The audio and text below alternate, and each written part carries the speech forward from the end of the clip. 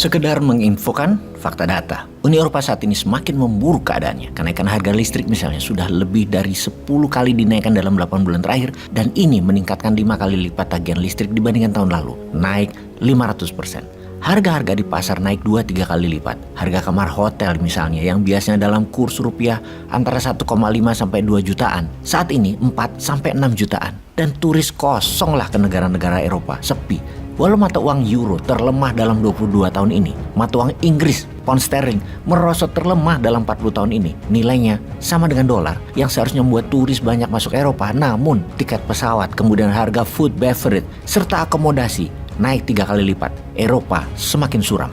Yang mengejutkan, winter come early. Sekarang sudah mulai masuk winter awal yang biasanya Oktober akhir. Sekarang mulai masuk dan tetap aja cuacanya kering. Harga listrik yang tinggi bukan hanya mengganggu rumah tangga, namun pabrik-pabrik, industri, dan bisnis terkena dampaknya. Yang semua ini mengarah ke resesi dengan daya beli menurun drastis di Eropa. Ditambah sekarang Uni Eropa punya persoalan baru yang harus dihadapi. Kekurangan pangan, energi bertambah parah yaitu pipa gas Rusia bocor. Hebatnya lagi, kebocoran ini bukan hanya di Nord Stream 1 tapi juga Nord Stream 2 bareng bocornya. Rusia yang sudah menaikkan harga gas 2 kali lipat dan mengurangi suplai gas hanya tinggal 50%. Mendadak tidak bisa mengirim gas sama sekali sebentar lagi karena kebocoran tersebut. Ini kebetulan atau sengaja diciptakan? Jerman dan Denmark mengatakan ini sabotase. Benarkah begitu? Rusia membangun 2 jalur pipa Nord Stream 1 berasal dari Vibrock dan Ust-Luga untuk Nord Stream 2 didaratkan ke Greifswald, Jerman melalui jalur pipa dasar laut, Laut Baltik. Beberapa hari yang lalu keduanya mengalami kebocoran bersama-sama secara misterius. Diawali dengan tekanan yang turun drastis mendadak di pipa Nord Stream 1, di mana Swedia yang pertama kali melaporkan ada gelembung udara keluar di Laut Baltik, yang dipastikan kemudian dari bocornya pipa Nord Stream 1 dengan 2 kebocoran di tempat yang berbeda.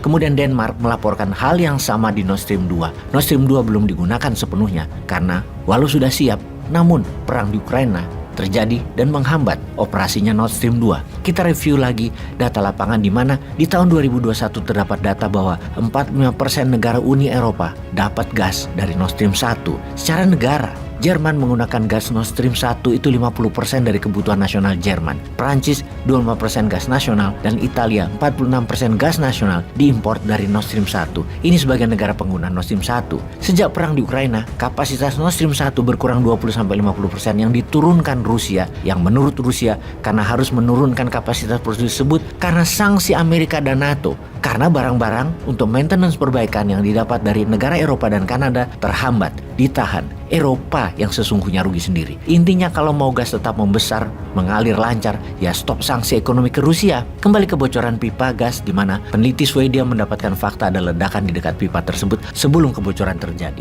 Pertanyaannya adalah, siapa yang melakukan sabotase tersebut? Eropa kalau melakukan sendiri, ini bisa dikatakan langkah bodoh yang memaksa negara Eropa kedinginan atau perang Ukraina bisa meluas ke seluruh daratan Eropa. Sementara Rusia mengklaim ini bukan Rusia yang melakukan sabotase karena kerusakan pipa gas sudah pasti 100% merugikan Rusia. Gas adalah alat tekan Eropa yang kalau dimatikan 100% Rusia rugi besar. Kalau pipa bagus, negara seperti Hungaria, Bulgaria, Italia sudah mulai ngalah saat ini dan lebih baik dapat gas Rusia. Ini menguntungkan Rusia. Rusia tinggal buka keran ke arah negara yang menyerah tersebut. Strategi Rusia ini terbukti berjalan baik. Namun kalau Nord Stream rusak, bubar Eropanya, juga Rusianya ambiar. Bagaimana kalau kita bertanya kepada pakar intelijen pertahanan yang saya summary-kan dialognya ketika Bosman bertanya? Inilah jawabannya. Kemungkinan besar Amerika dibalik sabotase kebocoran gas di Nord Stream 1. Tujuannya agar tidak ada dualisme dan maju mundur di Uni Eropa dalam melawan Rusia serta mendukung Ukraina. Saya pun memerlukan penjelasan lebih dalam lagi. Bagaimana maksudnya?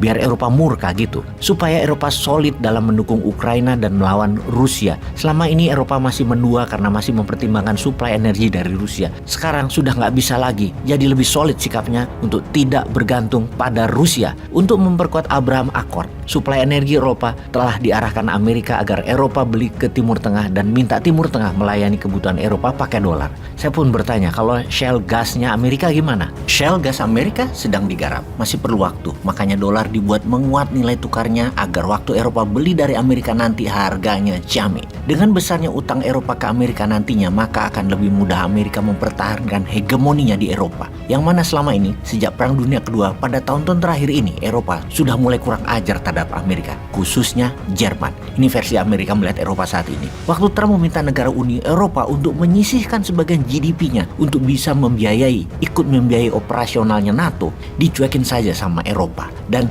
bilang Uni Eropa tidak perlu banget NATO, terutama Jerman. Sekarang perang Rusia di Ukraina ini menyebabkan Uni Eropa panik dan menjura-jura, memohon-mohon, meminta NATO dipertahankan di kawasan Eropa. Amerika di banyak posisi sekarang di atas angin. Dolarnya menguat, cadangan minyak dan gas Amerika dalam negerinya independen. Kalau Indonesia piejal langkahnya dengan harga-harga yang mahal begini, BLT dan cadu tangan lagi. Pengen deh gue yang bagi-bagi BLT-nya biar dapat pencitraan positif gitu. Janji, gue gak cemberut deh waktu bagi-baginya.